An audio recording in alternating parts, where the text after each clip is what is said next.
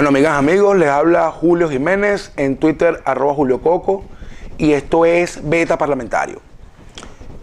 Como ustedes saben, el día 5 de enero se instaló la Asamblea Nacional y fue electo el señor Henry Ramos Alup como presidente de la misma, el señor Enrique Márquez como primer vicepresidente y Simón Calzadilla como segundo vicepresidente, ¿no? Ese día se estableció en Venezuela una nueva correlación entre los poderes públicos, ya que a raíz de la mayoría calificada que obtiene la Mesa de Unidad Democrática y la Asamblea Nacional, tiene el control del Poder Legislativo Nacional. El Partido Socialista Unido de Venezuela sigue manteniendo el Poder Ejecutivo, el Poder Judicial, que es el Tribunal Supremo de Justicia, que es un tribunal completamente politizado, y el Poder Ciudadano, que es la Fiscalía, la Defensoría del Pueblo y la Contraloría General de la República, que también son poderes que están politizados.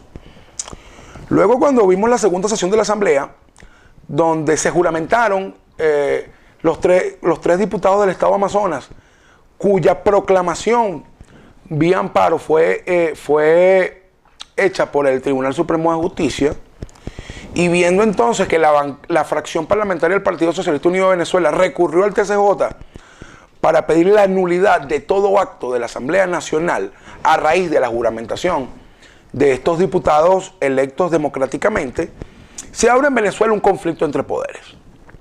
Un conflicto entre poderes que no está siendo correctamente explicado por la fracción parlamentaria de la Mesa de la Unidad Democrática ni por la dirigencia política del país en su conjunto.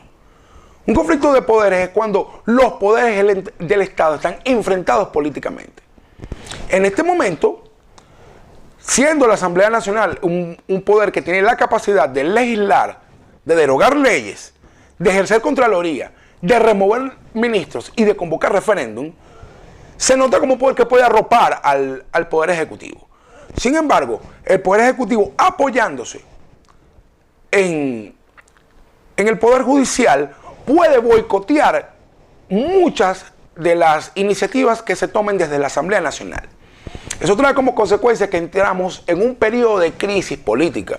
Una palabra que se viene diciendo mucho, que nosotros lo hemos venido diciendo durante el último año, pero que no se comprende.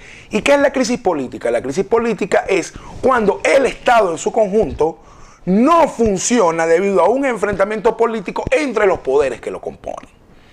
Entonces, en el marco de la crisis política que se inició el día 5 de enero, se da en el medio de una crisis económica, bueno, que no vamos a explicarle acá. Cuando usted va al mercado, cuando usted va a una farmacia, conoce perfectamente cuál es el caos económico.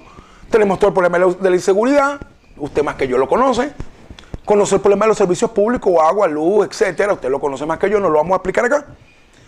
Lo que sí es necesario explicar es que este conflicto de poderes y esta crisis política obliga a la ciudadanía a tomar una postura. Muchos de los electores que el 6 de diciembre votaron por la Mesa de la Unidad Democrática creen que el conflicto de poderes es un hecho negativo porque retrasa las soluciones a los problemas de Venezuela. A estos ciudadanos quiero decirles que eso no es así. El hecho de que existe un conflicto de poderes indica que la oposición por primera vez tiene poder. Y eso es un hecho positivo. Y es positivo porque en estos 17 años donde primero el Movimiento Quinta República y luego el Partido Socialista Unido de Venezuela han tenido hegemonía en todos los poderes públicos, no se dieron las soluciones. Al contrario, se generó toda esta situación económica y toda esta situación social que tiene el mal vivir en Venezuela. Entonces, muchos se preguntarán, ¿cómo se soluciona la crisis política o en qué va a parar la crisis política? Pues simple, las crisis políticas son acciones de fuerza donde intervienen los factores políticos, pero también intervenimos los ciudadanos. Y nosotros quisiéramos, en principio, que el desenlace de la crisis política sea la aceptación del Poder Ejecutivo del presidente Nicolás Maduro, en principio de que no tiene piso político, de que ya hay una mayoría electoral que se expresó el 6 de diciembre y sobre la cual no puede imponerse. En segundo lugar, que se restablezca el Estado de Derecho y la República en Venezuela. Pero en tercer lugar, y que es el práctico, el que tiene que ver con la vida de la gente, que se solucione el problema económico, que se solucione el problema de la inseguridad y que se solucione el problema de los servicios públicos. Soy de los que piensa que todos los problemas del país forman parte de un plan de control y dominación social. Y por eso mucho se ha dicho por allí que mientras no haya una solución política, no habrá soluciones económicas ni soluciones sociales. Yo creo que eso es así. Entonces, ¿qué pasa si desde la Asamblea Nacional no se puede presionar al presidente Nicolás Maduro para que respete a la nueva mayoría política, para que tome las medidas económicas que tiene que tomar, para que se ajuste al marco constitucional de Venezuela? Si eso no ocurre, evidentemente habrá un desplazamiento de poder en Venezuela, sobre la cual la Mesa de la Unidad Democrática ha dicho que en los primeros 6 meses de 2016 presentará una propuesta al país. Entonces, sobre eso la Mesa de la Unidad Democrática hoy tiene un gran debate y una gran responsabilidad en sus manos. Porque entonces, ejerciendo el poder legislativo, la Mesa de la Unidad Democrática está obligada a hacer una política perfecta. ¿Y qué es una política perfecta? Como está en la Asamblea Nacional, el presidente, la directiva y los diputados ya no son solo representantes de la oposición, son representantes del país como conjunto.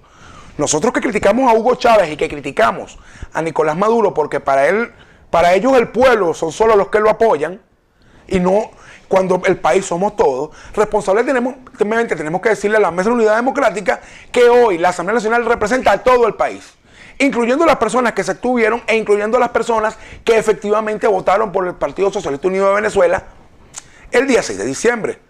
Nosotros no podemos comportarnos como se comporta el Partido Socialista Unido. Nosotros tenemos que ser distintos, tenemos que ser inclusivos, tenemos que ser más planos, tenemos que ser más horizontales y tenemos que ser empáticos con los problemas e intenciones políticas de la sociedad venezolana. Y por eso también debemos ajustarnos al Estado de Derecho. No podemos exigirle al presidente de la República y al Partido Socialista Unido de Venezuela que se ajuste al marco constitucional si nosotros no lo hacemos. Significa que todos los procedimientos que se intenten desde la Asamblea Nacional tienen que ser pulcros totalmente a nivel legal y constitucional. Quiero sembrar un conjunto de ideas conclusivas para la discusión, para que usted lo hable en la sala de su casa, para que lo puedan hablar los estudiantes en el pasillo, en el trabajo, o en los almuerzos, o incluso con una cerveza en la mano o con un café. El cambio en Venezuela no ha comenzado. Hay unas excelentes probabilidades de cambio político y económico en el país, pero ese cambio pasa porque hagamos política perfecta.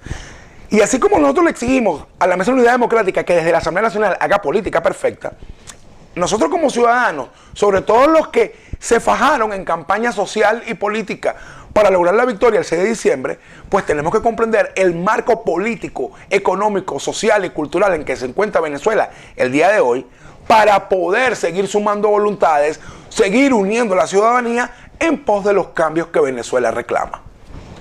Les habló Julio Jiménez en Twitter @JulioCoco y esto fue Beta Parlamentario. Hasta la próxima.